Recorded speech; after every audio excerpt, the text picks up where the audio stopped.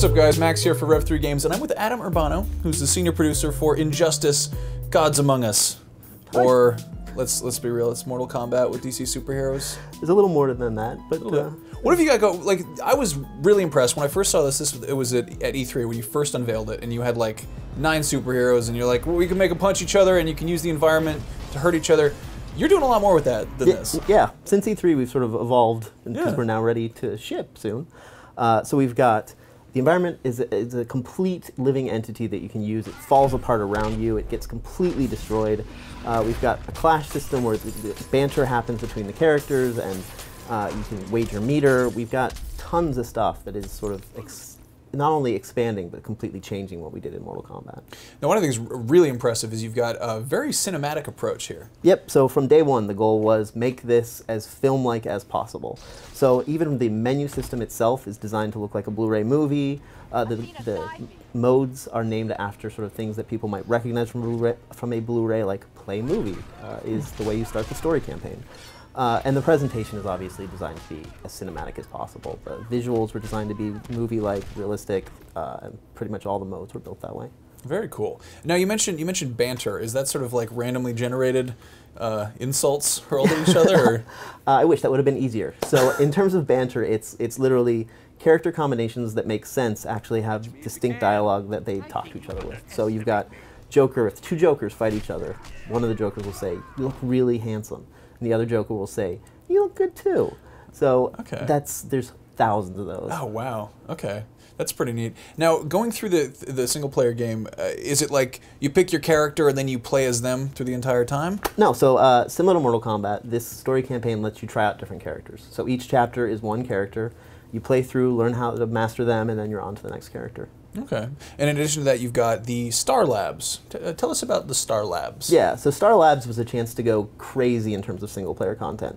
There's 240 missions, so 10 missions per character, and you can 3-star each mission, so there's different objectives that you can achieve, and it's just wacky gameplay. So it's things that train you how to play, and then the next mission might be something that is an asteroids clone, and the next mission might be a third-person type shooter. So all the missions sort of feel different. They're these huge events that extend the single-player experience a ton. So what about multiplayer? What's going on with that kind of standard?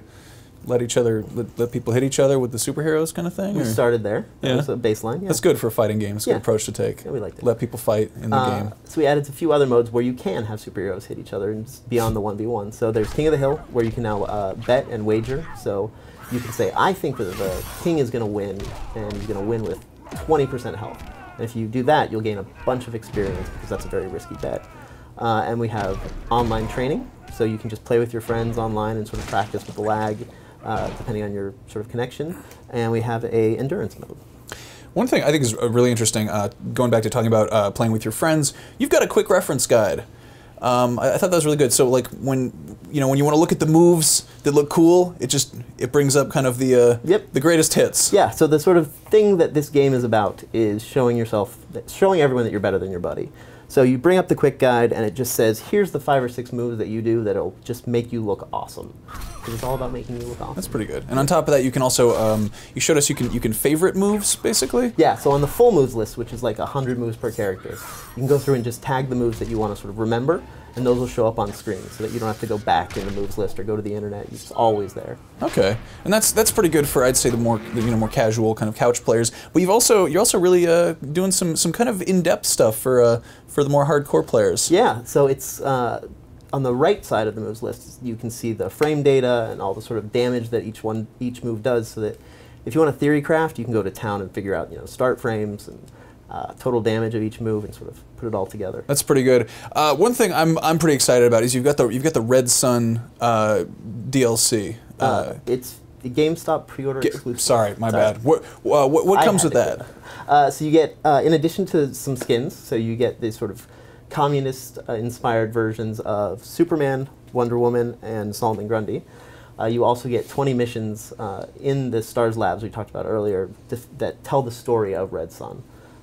With some pretty zany experiences. You showed a little bit of that. That looked pretty good. I'd love to see some more like weird Elseworld spin-offs. I'd love to see Super Friends. Yes. Can you put Super Friends in there? Sure. Okay. Cool. Thanks for that. Yeah. If you can get Detective Chimp approved to get in, I will be super friends. You got, was it Batmite? Yes, Get some Batmite. weird stuff. What's the roster right now?